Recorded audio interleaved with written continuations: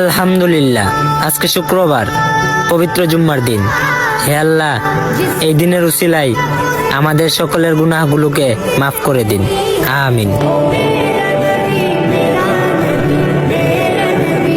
যে ব্যক্তি প্রত্যেক শুক্রবারে জুম্মার দিন সূরা কাহাফ একবার পড়বে, আল্লাহ তাআলা তাকে 3টা ফজিলত মর্যাদা দান করবেন। নবীজি সাল্লাল্লাহু আলাইহি সাল্লাম বলছেন, 1 নাম্বার, এই সূরা পুরাটা যে পড়বে শুক্রবার দিন, আল্লাহ তাআলা তার জমিন থেকে মানে তার পায়ের নিচ থেকে 7 আসমান পর্যন্ত তার জন্য পুরাটা জায়গা নূর আলোকিত করে দিবে। 2 নাম্বার, পরবর্তী শুক্রবার পর্যন্ত 8 দিন সে যাবতীয় ফিতনা, যাবতীয় মুসিবত থেকে নিরাপদ থাকবে।